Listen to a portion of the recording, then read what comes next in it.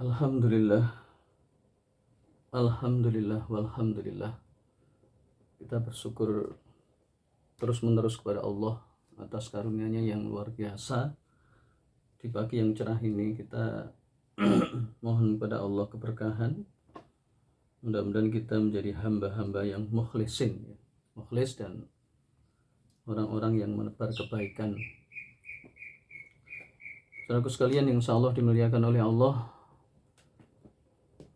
akhir-akhir ini kita mendengar berita-berita yang banyak sekali yang heboh ya, yang terang-terangan menyudutkan Islam ya.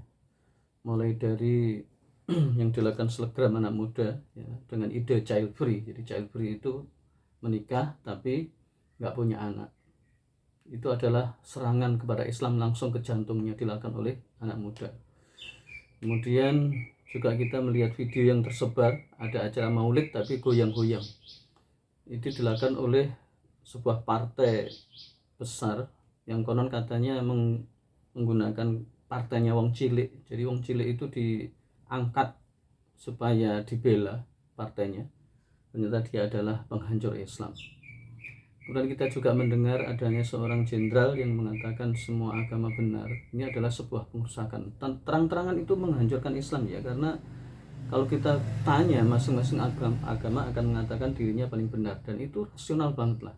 Tapi yang diserang ini adalah Islam, bukan yang lain. Bukan yang lain. Berikutnya kita akan mendengar tentang sebuah pengajian atau tausiah yang disampaikan salah satu ustadz dari Cirebon, dan itu kejadiannya itu 5 bulan yang lalu, yang mengatakan bahwa agama Islam itu tidak sempurna, tidak ada yang sempurna. Cuman mengatakan Rasulullah tugasnya sudah sempurna. Dan seterusnya dan seterusnya. Itu sebenarnya hal yang wajar sekali ya. Kalau kita telisik ke belakang ya, taruhlah kita mulai dari tahun 2000 ya. Itu sudah banyak orang-orang yang menghancurkan Islam. Kenapa demikian? Ini bisnis. Sekali lagi ini bisnis. Bisnis nyari duit ya. Saya sebutkan terang-terangan berdasarkan pengalaman pribadi ya.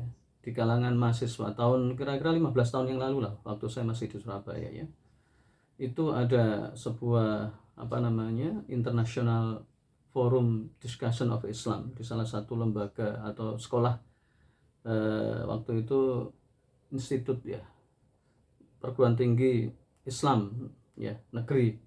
Dan itu menghadirkan pembicara dari Kanada, dari Inggris, dari Ghana, dari luar negeri.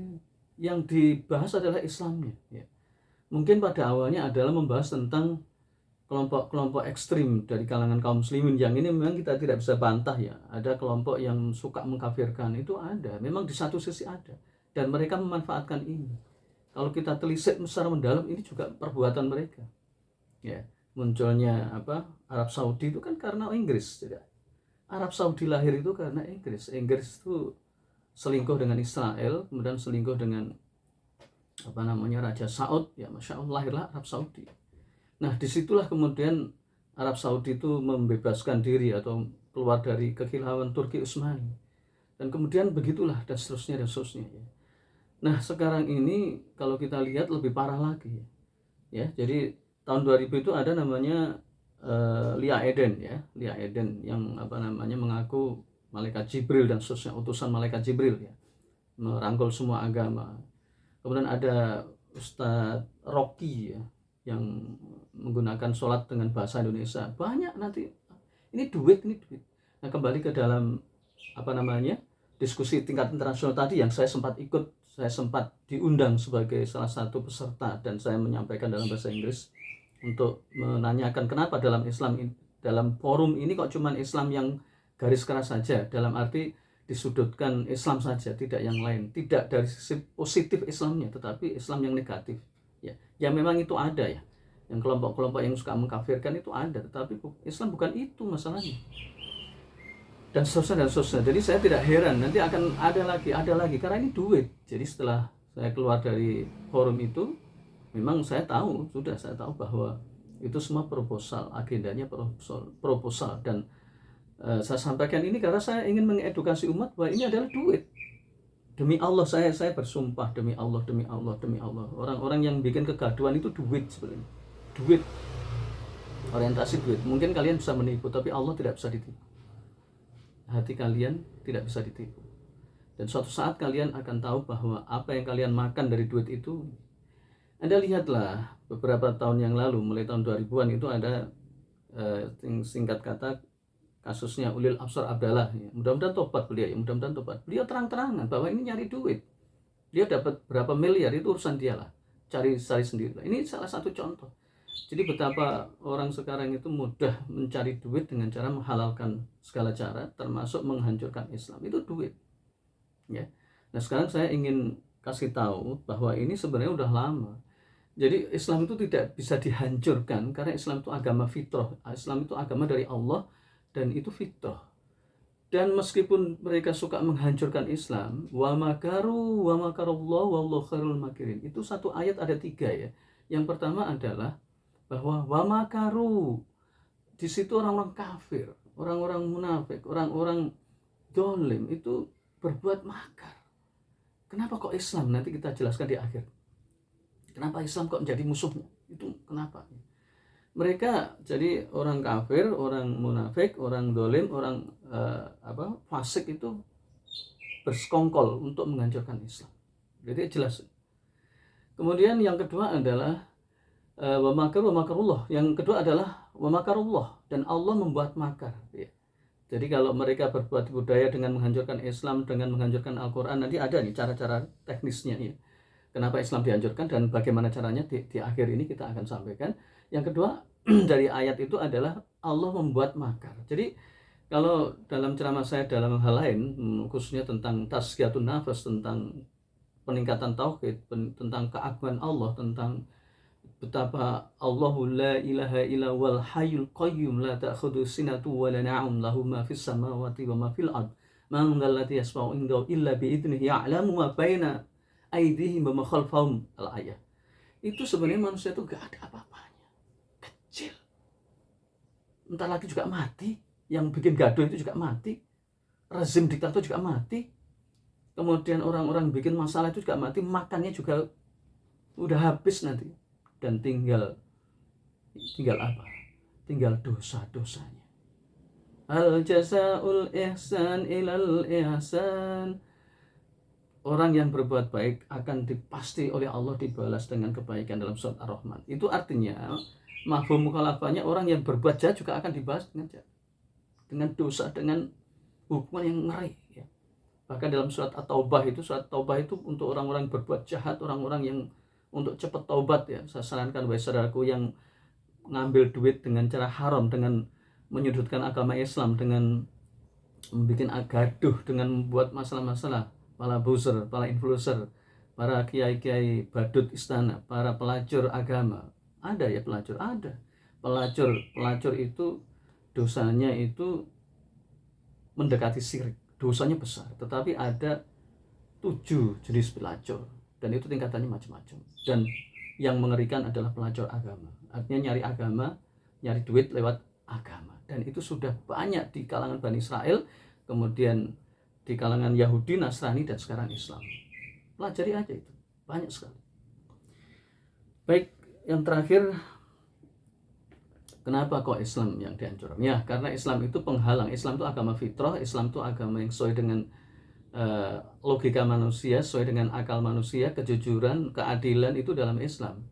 Dan faktanya, saya nggak bilang pakai ayat ya, saya bilang silakan Anda melihat fenomena ya. 2 tahun pandemi ini itu yang masuk Islam itu dari berbagai penjuru dunia ya. Ya dari Amerika itu masya Allah banyak banget. Bahkan kemarin di di Bali Hindu, saya pernah di sana 2 tahun 19 sampai 2001 itu masya Allah. Itu tidak sehari-hari ini ada 2-3 terus di masing-masing masjid. Bahkan ada satu kampung itu Islam semua. Ada 3 kampung ya, di yang Muslim, kampung Jawa, kampung Bugis, kampung Muslim di pucuk gunung di daerah Bedugul. Dan masya Allah, ini nggak ada paksaan Pak. Beda dengan ketika orang murtad, ketika orang mu'alaf, orang kafir masuk Islam itu oleh keluarganya disiksa, oleh dibunuh. Masya Allah. Kalau orang Islam murtad itu ya paling biasa dinasihati aja, nggak sampai dibunuh. Betapa Anda bisa melihat, Anda lihatlah sekarang zamannya YouTube ya, Anda lihatlah orang-orang yang masuk Islam itu bagaimana, mualaf yang terkenal lah, Roger Danuarta, bagaimana seorang Roger Danuarta yang anaknya orang begitu, atau misalnya Teresia, banyaklah Haja Irina Handono, itu bukan orang biasa-biasa Pak. Orang yang mualaf itu orang yang pintar banget, top, mereka masuk Islam. Nah itulah Islam. Nah di tingkat internasional ini saya bacakan bagaimana sejarah. Jadi satu, mereka melihat Islam sebagai tembok beton satu-satunya di hadapan imperialis. Ini masalahnya penjajah Pak. Jadi dari dulu Pak, itu ribuan tahun saudara sekalian, sahabat Jagakarsa dan sahabatku yang insya Allah dimuliakan oleh Allah, itu ribuan tahun yang lalu. Kenapa? Karena orang-orang Barat, bukan semua orang Barat, bukan ya, orang Barat penjajah kalau dulu terkenal dengan Spanyol, Portugis, Belanda, Inggris, ya, yang keliling dunia. Di Indonesia itu kan ada Belanda, itu yang saya maksud company ya. Dulu namanya company, itu berasal dari, kalau dalam bahasa Inggris itu company, perusahaan. Nah sekarang menjadi MNC, multinational corporation. Jadi hanya penjajahnya itu tetap, yang berubah itu apa? Yang berubah itu hanya nama dan model gayanya. Kalau dulu penjajahnya itu kasar ya, dengan pistol. Nah sekarang pistolnya adalah brainwashing, ini cuci otak. Jadi mulai dari presiden, mulai dari menteri, anggota dewan, kemudian ini dikasih duit semua, satu koper, dan duit mereka cetak ya. Ya, saya nggak cerita duit masalah ini, nanti nggak cukup waktunya. Saya hanya cerita tentang mereka menghancurkan Islam. Kenapa? Yang pertama adalah Islam dianggap sebagai tembok beton penghalang dari imperialis. Tolong catat ya, imperialis, penjajah ya. Lawrence Brown berkata, Islam merupakan tembok perintang satu-satunya di muka imperialis Eropa ya. Kemudian bekas Perdana Menteri Inggris Gladstone mengatakan, selama Al-Quran ini ada di tangan umat Islam, tidak mungkin Eropa akan menguasai dunia timur. Gubernur militer Perancis Aljazair dalam peringatan 100 tahun penjajahan Perancis di Aljazair mengatakan, kami tidak akan memenangkan perjuangan di Aljazair selama mereka, bangsa Aljazair, membaca Al-Quran dan berbicara bahasa Arab. Kami harus dapat melepaskan bahasa Arab dari lidah mereka. Nah, ini rahasia saya bongkar ya. Jadi itu nenek moyang para penjajah itu begitu, mereka tahu bahwa ini adalah penjajahan dan yang menghalangi adalah umat Islam dan khususnya Al-Quran. Makanya kalau kita lihat sekarang, muda-mudi kita itu dicekoki dengan TikTok, dicekoki dengan hiburan, dengan berbagai bentuk ini supaya tidak baca Al-Quran. Karena Al-Quran itu yang memberikan semangat jihad, ruhul jihad, yang digunakan oleh para pembela Islam ya. Kalau di tanah air kita itu namanya Jenderal Sudirman, itu setiap hari baca Quran meskipun dalam perang gerilya. Kemudian yang kedua, mereka melihat Islam sebagai tembok perintang pengaruh komunisme. Nah, jadi kalau tadi kapitalisme, sekarang komunisme, ini cocok. Padahal ini udah puluhan sampai ratusan tahun yang lalu loh ya. Jadi ini sejarah akan berulang ya. Jadi kalau imperialis Barat, ya mulai dari Inggris, Spanyol, Portugis, Jerman dan seterusnya, itu yang mereka itu atau Jerman jarang ya. Yang terkenal itu ya itu sekutu ya. Maka di sini pada poin kedua ini penghalang komunisme, berarti sekarang Cina atau dulu namanya Rusia, di zaman Orde Lama itu Rusia atau Cina. Pada Prakata Harian Kizil Uzbekistan nomor 22 tahun 1952, Harian Partai Komunis Uzbekistan memimpin redaksi menyatakan, mustahil kita dapat memantapkan komunisme sebelum menindas Islam secara habis-habisan. Kemudian yang poin yang ketiga, ini yang terjadi di Uzbekistan, jadi negeri muslim yang dikendalikan orang muslim yang pro komunis. Aneh memang, tapi itulah kenyataan. Kayak di Suriah itu mayoritas muslim tapi pemimpinnya, presidennya itu komunis. Negeri ini gimana? Yang ketiga, mereka melihat Islam sebagai tembok perintang penyebaran Kristen dan pemantapan penjajahan Eropa di dunia Islam. Nah itu pasti nggak usah dibahas lah, itu jelas sekali. Jadi Khrushchev, bekas Perdana Menteri Uni Soviet, dalam pembicaraannya dengan para pemberontak Aljazair mengatakan, Islam bisa bertahan dengan watak revolusionernya karena ia merupakan agama bangsa-bangsa tertindas, agama bangsa-bangsa pemberontak, agama-agama yang menjadi sasaran ancaman dan peperangan umat Kristen Eropa yang berwatak salib. Nah, itu Khrushchev ya, dari mantan Perdana Menteri Uni Soviet. Kemudian yang berikutnya adalah mereka melihat Islam sebagai pangkal bencana bagi kelanggengan Zionis Israel. Nah ini, jadi Islam itu dianggap hambatan bagi Zionis ya. Ini satu saja ya. Bekas Perdana Menteri Israel Ben Gurion mengatakan, sungguh yang paling menakutkan saya kalau dalam dunia Arab itu akan lahir seorang Muhammad baru. Itu David Ben Gurion ya, Insya Allah. Kemudian berikutnya adalah bolehkah saya mengetahui kenapa Tuhan tidak menyerang atau disasar sebuah desa dekat Al-Quds? Komandan pasukan tentara Yahudi menundukkan kepala lama sekali lalu menjawabnya, saya akan menjawab pertanyaan Anda dengan jujur, kami tidak menyerang desa Surbahir karena di sana ada kekuatan kaum sukarelawan Muslim fanatik. Artinya Muslim ini sebenarnya ditakuti ya. Ditakuti artinya kalau jihad itu pasti menang ya. Dan itulah yang menjadi kekuatan, karena orang kafir itu nggak punya iman. Kalau toh mereka bilang Kristen itu sebenarnya mereka itu bohong. Konon katanya dengan Kristen mengajarkan tentang keindahan, kasih sayang, itu bohong semua. Buktinya mereka menghancurkan umat Islam dan dibunuh. Ratu Isabella membantai umat Islam jutaan manusia pada abad ke-7, pada abad ke-14.